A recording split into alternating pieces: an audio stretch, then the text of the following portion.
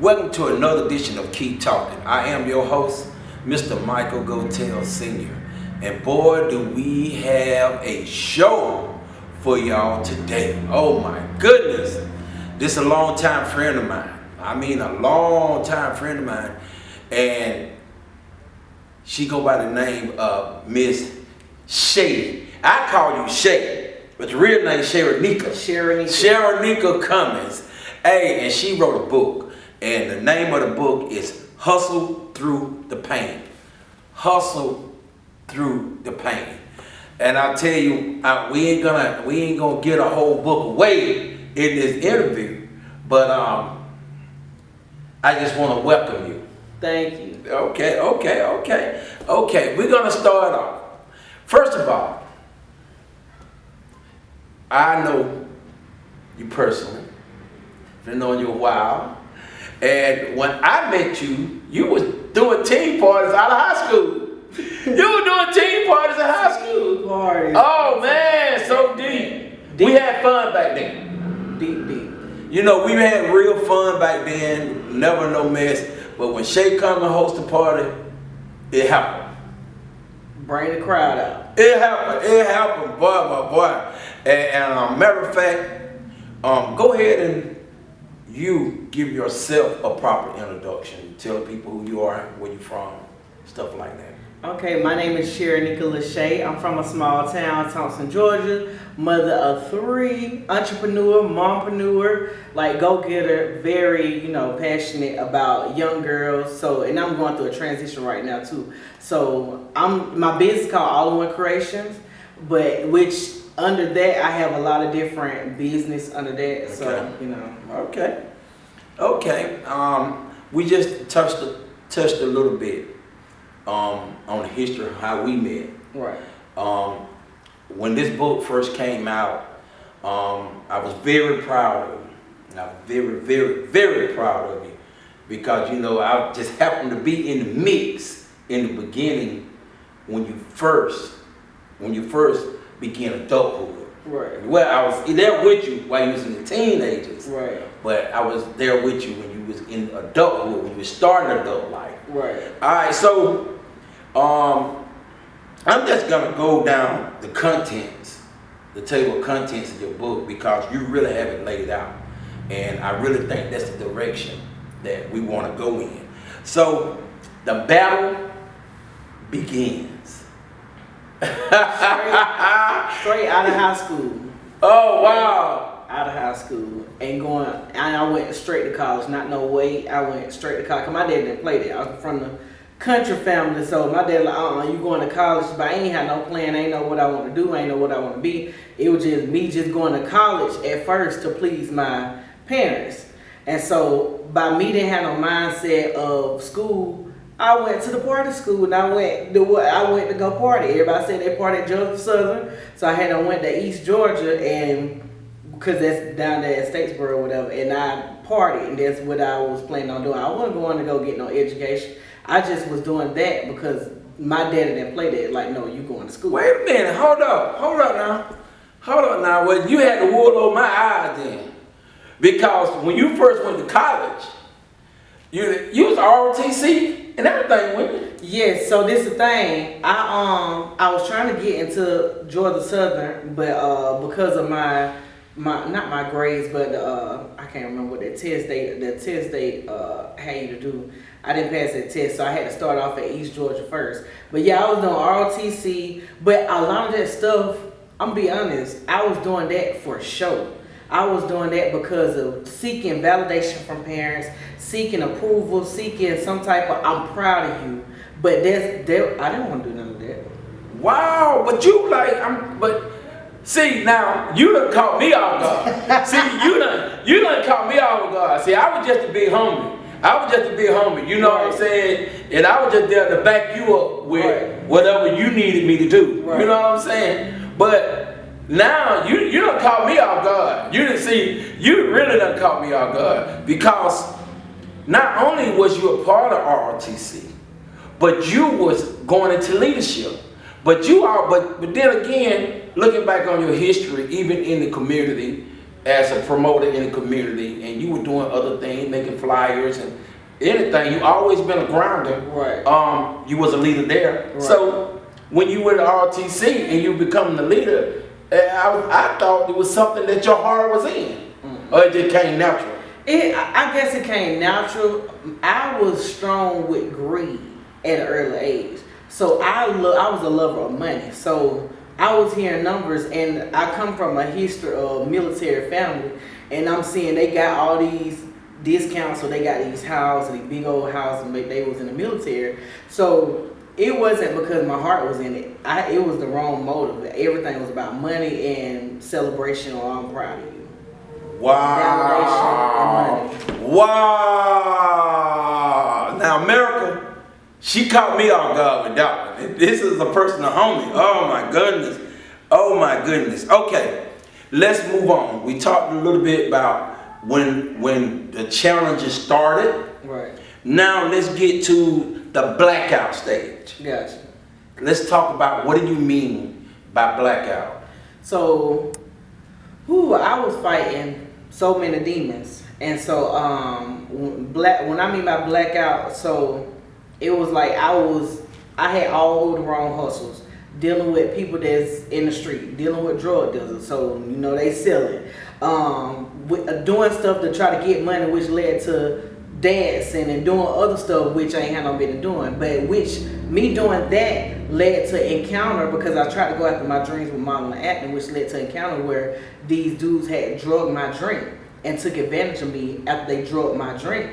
And so I blanked out, didn't even know what happened the rest of the night. Only how I knew what happened because they recorded it. And it was like I was so ashamed. I felt disgusted with myself, but I don't regret it because I got delivered instantly that night. That night, and I told God, I'm like, God, if you cover that up, I will never look back. And mind you, I was still in college, still young, but it was like me was trying to make a name for myself.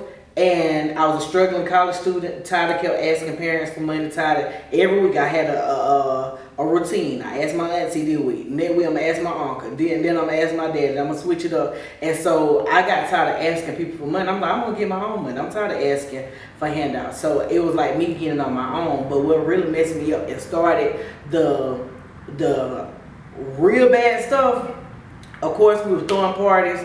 We was wild, twerking, all that kind of stuff. But I remember one time we left the club, and after we left the club, we was at McDonald's. They were like the hangout spot. We had clothes on and everything, but it was like little booty shorts, little boy shorts, whatever. And so we turned the music up real loud, hopped out the car, me and my homegirl, and we just started dancing. And I think it was like probably one other girl or two other girls. And some dudes bomb rushed out the door, and we saw them running out the door, flooded us, 20s everywhere. And I'm talking about, it wasn't no small amount, it was a whole bunch of 20s. We looking around like, hold on now, we got clothes on. Whoa. And so that was a seed planted, and that was the start of that whole era of that. And so then it became me from doing that to actually dancing, and then we doing it more and more and more often. And so it was like nobody really had respect for me. But it was like I kept blanking out, getting drunk. I didn't get high, but I would get drunk, and it was like I want to remember what happened. It was terrible. Oh man, it was terrible. See, it's all coming together in my head now. Is that when you called me to pick you up and I took you home that time, or that you just going home? I don't remember. To be honest, I do not remember. Probably so. Because we stayed getting drunk. And I had to get drunk to really suppress, because I didn't want to do it.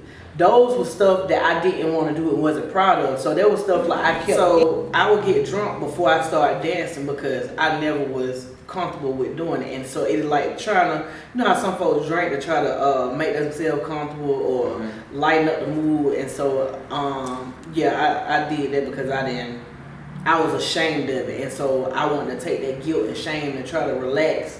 I get drunk before it, and sometimes I blank out, don't even remember what happened. Wow. Okay, let's move on. To shift the mindset.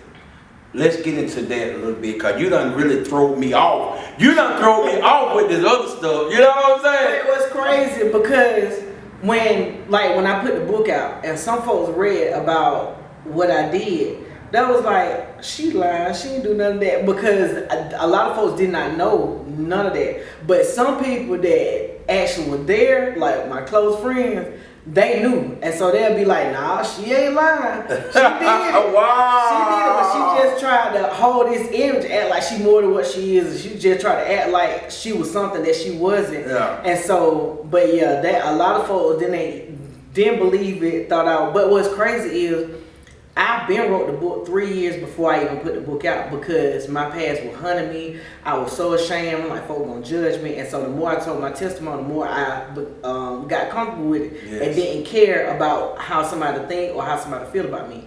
And so, but what's crazy was, I was so afraid of people judging me. But when I put it out, folks like, she didn't do that.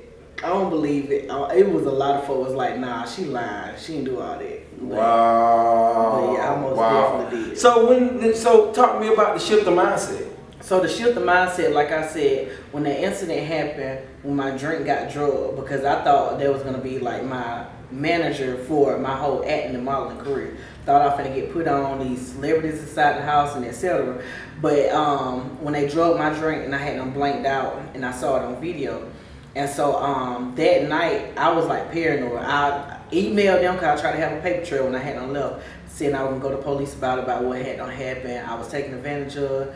Got a phone call private, basically saying, if you go to the police, it's your word versus ours. We didn't make you do that. You did it on your own. And if you was to go to police, it'd be all over World Star Hip Hop. Around that time, it was World Star Hip Hop and MySpace around that time frame. And so, me knowing they been celebrities and knowing they can put stuff on the media, I stayed quiet for 9 years. Yeah. And so that's when instantly my relationship with God started building. Even though God was always in me, because I was raised up in the church, and I chose to go to the streets on my own. And the streets started showing me love, because I was operating out of rejection. The shift started to take place because I cried out after that phone call. I remember stopping at a stop sign. I was in the car. I screamed to the top of my lungs. And I'm crying. I'm like, God, if you deliver me and you save me and you hide that video, make sure they don't get that put out. I'll run and surrender everything to you, and I would not look back. Ever since then, I have not danced at all. Ain't do none of that stuff ever since then. And I had completely had to stop drinking. And so ever since then, I'm like, okay, God, this is a process. Even though I raised up in the church, I didn't think I was close to God. Even though I still heard God, I felt God, but I still felt I wasn't close because of all the mess I had inside of me. So I'm thinking, God ain't close to me because of I'm doing all these different sins. But I realized how many times he had uncovered me from so much stuff. And so I started praying, like, God, lead me to a church that I can learn, I can grow, that can grow me spiritually, mentally, emotionally, and stuff. And so I got connected to the first church I had got connected to after my home church was this church called Call to Worship in my hometown. So I started going there, I started growing stuff that was new to me because I was raised up in like a Baptist church, and I ended up going to like this Pentecostal prophetic church. I was scared, and so everybody lifting their hand, they falling out, shouting and stuff, speaking in tongues. I'm like, all this stuff was new to me because nobody taught me that. I just was taught Sunday school scriptures and stuff, whatever. And so first I used to just run from it. But the more I got into it, the more I got addicted to it and fell in love with it. And then you couldn't keep me out of church. And so that's when my mindset started shifting, because now I open myself up. Now I'm hearing God clearly. I'm hearing direction clearly. And God giving me instructions. And I saw supernatural favor had to start like just coming back to back, back to back. And so I started getting used to it and getting comfortable with it. And I'm like, okay, I'm finna just go all out with it. So that's how that shift in the mindset really happened. Okay. Well, this is a good place to break right here. We're going to take a break for a second, then we're going to come back with more. I call her Shay. Sharenikea is her name. Sharenikea Cumming will hustle through the pain. And so I just stopped by to ask you, are you ready for who she is becoming? Are you ready for who you are becoming? Are you ready for your next best season? Are you ready to be anything and everything that you could have imagined and then some? No sprinkle fairy dust, no potion lotion, no magic wand, just strong, resilient women. Are you ready to be unapologetically you? I look at my life and how it landed here. And I look at the journey that landed me here. And the first part of the journey had a lot of bumps and a lot of tidal waves and a lot of stop signs. And I realized that every stop sign I needed, every bump slowed me down. You know, every betrayal gave me an opportunity to exercise my forgiveness muscle. And all of a sudden, everything that I've been through needed to occur so that I am a better woman today. If we can use every ingredient that's ever come into our path to make us who we are today and love her, embrace her, be her unapologetically, then who does the world get when they get you? They get the best version of you.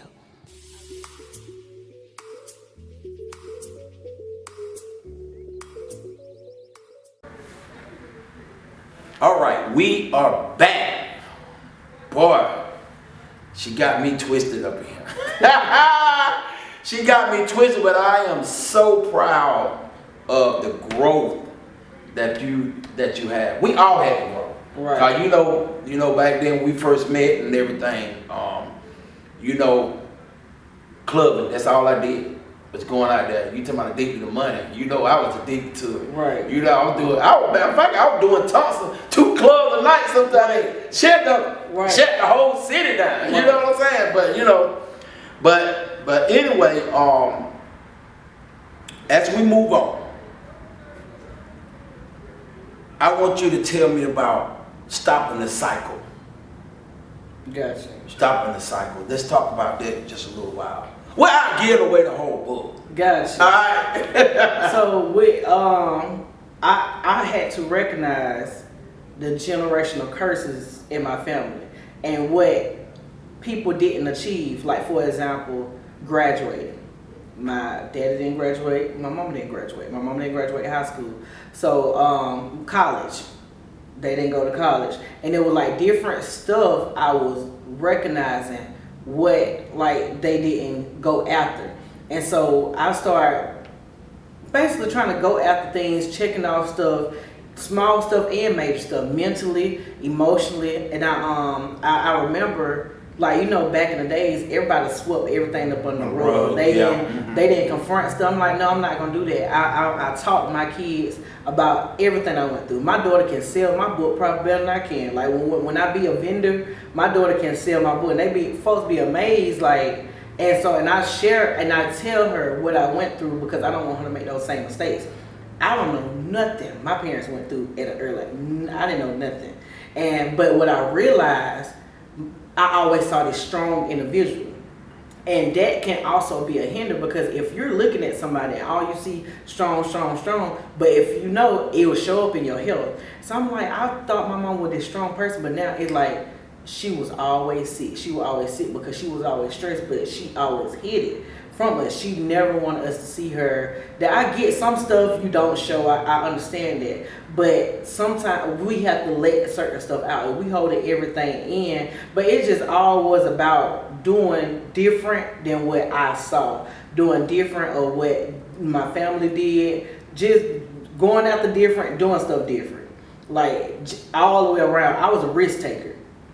They wasn't really risk takers. I'm taking all kind of risks. And they'll just be like, Shay should do crazy stuff. And I take all kind of risks. Like, I didn't even see that. I thought you was calculating. Because even in our interaction, like I was always the big homie status. Right. You know, in that community, just like in my community, you know, right. With just a big homie status. So, you know, I was just there to have you back. Right. But I didn't even see that. I just saw your strong household, your parents. I saw that, but not what you're talking about now. Right. And it's really making sense now that we're discussing it. You make me want to go back and have a conversation with my kids. You know what I'm saying? But my kid, even though all of them are doing well, Right. all of them are doing well, it's still, they don't know my struggles Right. because I've always stood strong. I call it standing on business. And then what? And see, and that's what you bring to me now. See, I'm older than you, and you teaching me something. I'm gonna tell you what was the start. That I was like, oh no, I'm finna need this in the bud right now. When I saw myself showing up in my kids, and I saw my little girl trying to put on a little bit of clothes, and you trying to be fat. Oh no, let me go ahead and nip this in the bud right now. Let me go ahead and break this cycle right now, because the perversion, it came from the bloodline. Lust came from the bloodline. Everything else or whatever, or you can say homosexuality. Even though I never acted out on it, I know I had the spirit. So I'm not gonna even act like, oh, I wasn't gay, I want this and that. I know I carry that spirit. I might not I wonder about that. I wanted that. You know the reason I wonder about it, because we can hang out so cool, but that's it. Right. You know what I'm saying? Right. But that's it right there. And you with that deal. Right. You with that deal. But at the same time, I always had that thought about violence. Everybody thought. Woo, I know she got a game of It's women. a lot of folks thought that I was gay, and I was just like, I had a gay spirit, but I just never acted on it. So I remember when I used to be like, oh, I ain't gay, this and that third. But I remember this prophet had prophesied me. He was like, I rebuke this spirit of homosexuality. I'm like, hold on now. I ain't gay. I'm not gay. I'm trying to rebuke a homosexuality. I'm like, and so I went back home and I'm like, God, do I got a homosexuality spirit? And God started showing me things, and I was like, oh, okay, well, let me go deal with this. And so I started seeing certain stuff show up in my kids. I'm like, that what made me like, oh no, I'm finna stop this generational curse. This not finna happen. Let me focus on this, block it. And so stand in the gap. And so that what showed me what I need to break inside the generation, because it'll show up in your kids. Like if you got anger issues, if you got a perversion issue, you got this or whatever the case may be, whatever, because everybody got their own different. But I saw a lot of me and my kid, or the finesse spirit, can finesse whatever. I was seeing different stuff in my kid. I'm like, okay, I need all this in the bud, and then have a conversation with them and confront like, look here, you got this, I used to do this. Don't do this, because when I did this, it led me to this. But you know what though? Today's parenting, you have to be straight up. Right. You know, I deal with a lot of youth in my community, in my surrounding communities. You know, not just when I was in Thompson, but in my area, that's just something that God got me doing. Right. And I see a lot of parents that want to be naive. They see it, but they want to dress it. Right. They want to dress it at 7, 8, 9 when they can control it. Right. They wait to 11, 12, 13, and then it's out of control. I'm going to say this and we're going to move on about your book. But I don't want to single out a city, but Macon, Georgia. Right. I walked up on this young guy. He was about 10 and had a 7-year-old brother with him. You know, I asked him, I said, y'all all right? What you want to know for?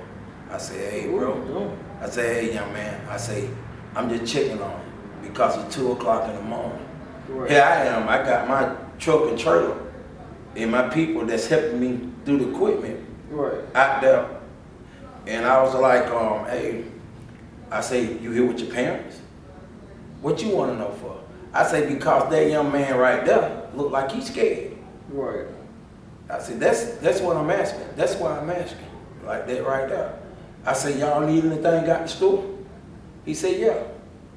He said, my brother wants something to drink. I said, well, then I'm gonna get something. I'm gonna get both of y'all something to drink. Right. What you want? When you go get, just get what you want. Then when they got a Coca-Cola and drink and all that stuff. Then I asked him. I said, man, it's after 2 o'clock in the morning. Don't you supposed to be at home? Oh, it's all right. You know, we got this. I'm like, you don't got it. Right. I told him, you don't got it. I say, I don't know you from a hill of beans. I say, but since you are a child, I'm gonna care about what you're doing out here after 2 o'clock. Right. And he told me straight up that nobody else care about it. You know what I'm saying? Right. But anyway, I ended up going back there a couple of times and build a relationship with him. Then finally saw where he came from. They would just let him live on their own, basically, raising themselves. He was so mad because he raising his little brother. That's what the problem was. He raising his little brother. 10 years old. 10 years, yep. But I hooked him up with some of my guys that work with the recreation department, work with recreation football and all the sports stuff like that. And, you know, I haven't had contact with him in a few months, but, you know, it seemed to be going successful. So, by me saying that, men, let me look in the camera. I heard this a lot. He got a daddy. Nah. Is it in your community, you the daddy? Nah, let's get back to Shay Cumming. Right. But that was just on my heart that I had to say. Right. We're gonna move on because I don't want you to get your book away. Gotcha. The name of the book is Hustle Through the Pains. All right, let's talk about desiring family. Okay, so, when I first was on my spiritual journey, God had to separate me from everybody. So it got real lonely. And so when I say separation, I mean separation. I used to always depend on my family as my backbone. Like if I was to fall, they can pick me up with no question asked, but I just never asked. But I had made a decision to move to Atlanta on my own. I was just that desperate for change, that desperate to start over, that I slept in my car. That's why I told folks I wasn't homeless, because I made a decision. My parents, very stable, stability, in the same house for years, way longer than my age. And so I could always, anything happen, I could always went to my parents' house. So though I ain't never say homeless, they didn't even know. I moved to Atlanta, slept in my car, went from sleeping in my car to the whole roommate. My roommate had got evicted from where he was staying at. We were squatters. After that, I'm like, God, I don't got in good with Tyler Perry Studio. If I'm supposed to be in Atlanta, you got to open up a door for housing. When I applied for the homeless shelter when I first moved down here, that was full. But they called me the same day when they told me we had to be out the next day. They called me the same day after I said their prayer and asked if I still need somewhere to stay. So I ended up going to the homeless shelter from that to buying a house. And so it was like me starting completely over. And so as far as the desiring a family, everything was like falling in place. But it wasn't on my time frame, it was on God's time frame. And so the family I did desire, everything had to start unfolding later on throughout my journey. So you didn't have kids when you first came up here? Oh, I did. Well, you had one. No, I had two. I left them back. That was my hometown. I remember the first one. Because you caught me off guard with the first one. Yeah. Because I told you I thought what you were doing. The first one, I was in school, and then the second one had came later on down the line, whatever. And I left both of them in Thompson when I was sleeping in my car. Okay. And then the third one came along, I want to say, 2021, and then when he was born, 2021, that was the third one came along. And that's who I'm currently still with, that one. Okay. Yeah, so we in a committed relationship with the last child. Okay. That's fine because I'm looking at you now from then, and then the struggles in between that I was kind of getting bits and pieces until this day. Right. Until this day. Right. You know, boy, it's a journey. All right, we're gonna move on to a part of your book where you call the call. Talk to me a little bit about the call. So it's funny that you had inserted the story about the little boy you saw walking, because as throughout my journey, I realized I was called to young women, and I saw how impactful I was. I'm like, I used to have this group called Bold, Beautifully Outspoken Leading Dogs. A lot of times people looked over the bad kids, the bad girls. For what reason?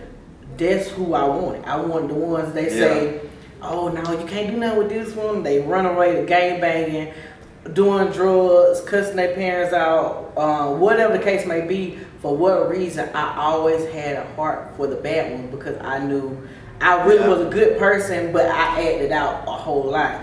And so, and I had the patience for like girls that think they grown. You think you grown or whatever. So, but I was mentoring a lot of these young girls, giving them tasks, giving them strategies, and I'm seeing a shift. And I'm seeing when I connected, even with young girls and women that are older than me, I'm seeing like, hold on, I'm shifting everybody in my circle.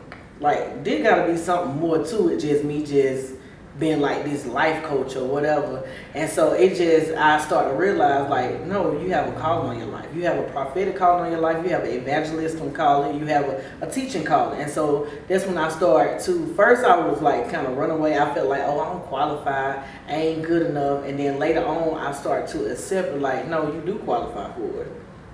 Wow. You are good enough for it. Wow. And because this is my issue. I used to compare myself.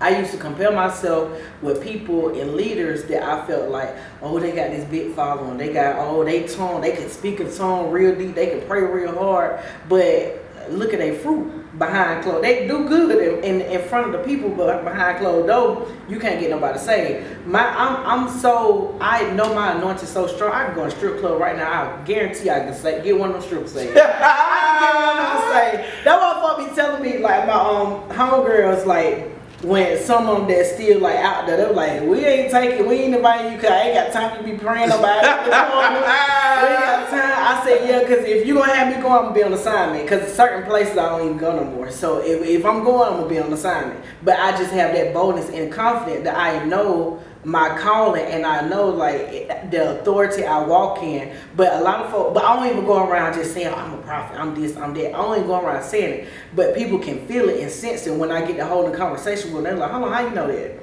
And because God or Holy Spirit will download in me while I'm having a conversation with somebody. And then it's like stuff just coming to me. And then all of a sudden they crying. Even if God put me on a job for one day and I know, okay, I wasn't even supposed to be here because I said I wasn't going back to no plant. But the assignment was to get this person delivered. This person, we having a regular conversation. She cussing, but she like apologizing. So I'm like, girl, be you. I don't care about that. Talk, whatever. Then all of a sudden, after the conversation, she was like, I was finna smoke my weed. She was like, I don't even want to smoke no more. She was like, I'm finna start cussing. And I ain't even judge her. I ain't beat her with no Bible. Right. But it was because of the anointing and the authority that made them like, hold on. And this girl don't reach, like people like that, they'll reach back out to me later on. They were like, don't you know, after our conversation, I still never went back. Still never went back to smoking. Still never went back to doing this or doing that. And I be getting having several conversations where people come back to me like, ever since me and you talk, or ever since, and it'll just be and that's how my flow be. My flow be a regular, like we having a conversation, but it just all depends on what that person going through. Cause if they going through fighting with a demon, then I gotta be a little more aggressive. But it just all depends on what that person going through, and gotta use my authority in that. And so that's when I started realizing my call, and I'm getting that feedback, and I'm getting confirmation from different people confirming like, no, that's God. That's on point. How you know this? I'm like, hold on now. I must got a little something on me. I been got prophesied that, but I didn't believe it until I had moved to Atlanta and I started like actually seeing it like unfold and manifest. Wow, you have really grown. You have really grown, and I see some of your path in myself, because that's what I did. I went to alternative schools in Milledgeville, because Milledgeville was serving a couple of counties. Right. So they had all the bad boys. And right. Now I took them out to school, started mentoring, made them promotion teams, gave them responsibility with little kids, and there's a whole lot of success stories come out of it. Right. But, man, I hate to even close it out, but people got to get the book. You know what I'm saying? Right. Hustle through the pain. Hustle through the pain. Hustle through the pain. What I was supposed to be doing, I wasn't doing, but your show will be the first to know that that's the next thing I'm working on. So certain stuff I'm putting to the side, but I was hiding behind my business, All in One Creations. And so me hiding behind my business had me being disobedient of what I was really supposed to be doing with the nonprofit organization, with the girl group and all that kind of stuff, which I'm about to launch on my birthday next month. My new business, All in One Makeover. So it will be like a street ministry where I'm fully doing makeovers with homeless women, and also going to be like doing more mentoring with the youth and the young girls back again. But it's going to be like doing their hair, makeup.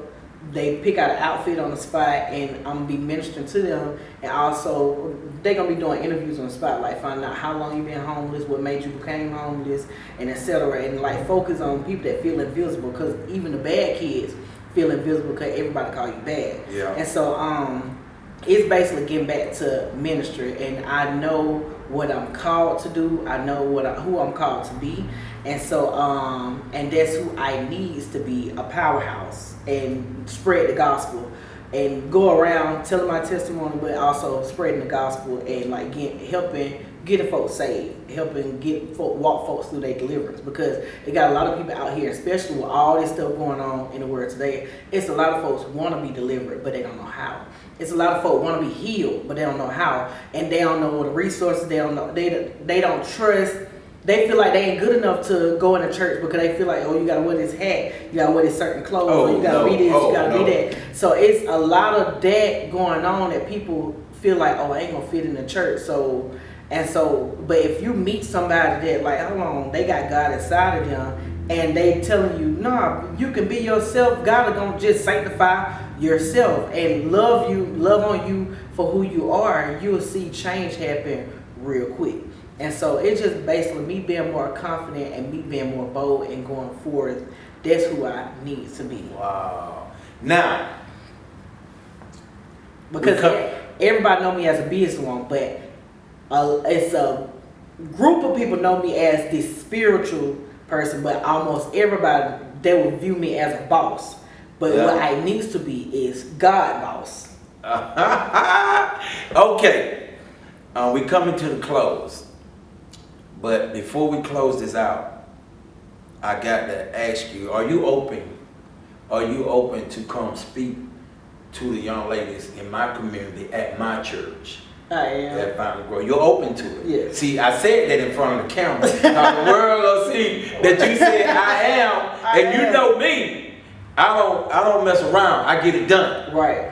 So I'll be calling you ASAP. Gotcha. I'm trying to get that done. Gotcha. I'm trying to call my community together and have them bring all the young girls in one place. Gotcha. And I want you to deliver the message. Gotcha. How about that? You got me? I got you. See, that's what I'm talking about. Here's the book right here, y'all. Y'all see that book? Oh, look at it. She don't even look like herself on the back. She don't even look like herself on the back. But Shay, I enjoy interviewing you. I know I tried to get you on other platforms with other people, but like you say, God's will is God's will. So it was meant for us, right, to be in this right here talk show. It was meant for us to do it. Right. And I feel like you have a great story, inspirational story, because even if you have a story of pain and struggle, it's still a great story. Pain gets you to your purpose. Pain gets you to your purpose. And I understand that more than you think. I understand that. And I'm older than you, but you taught me something today. And I'm going to go back and I'm going to talk to my kids, because my kids really need to know my story. Right. You know, they really need to know why they call these people aunts and uncles. Right. You know what I'm saying? And then they look over here and they saying, well, this is my grandma. this is my granddad. Right. They really need to know. And you have inspired me to really talk to them. So I gotta go ahead and end this, man, because I tell you, I can sit here and talk with you all day long, but I ain't. So tell these people, where can they get a copy of this book at? So you can get on my website. It's Sharenikea,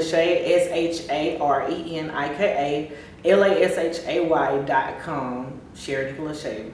I would tell y'all the Amazon link, but it's a whole nother story. We ain't gonna talk about that. We ain't gonna talk about that. Where can they? Okay, you send them a hard copy. Yeah, you can download the digital copy if you want to, or you can purchase the hard copy. And I also have a prayer journal as well on there, digital prayer journal that you can download from my website. Okay. And that comes straight to your email. You wrote another book, dude. That's the prayer journal. Okay, prayer journal. Okay, we're gonna talk about that later on. Yeah, the prayer journal. We're gonna talk about that later on. But hey, I'd like to thank y'all for tuning in. You know, this is the first season of Keep Talking. I am your host, Michael Gotellsr Sr. And I just want to thank I can't call him my little homie no more. I can call her the homie, even though I don't live in her city. I kind of want to thank the homie, Cumming, for coming and telling me about her story, and also giving you an opportunity to hustle through the pain.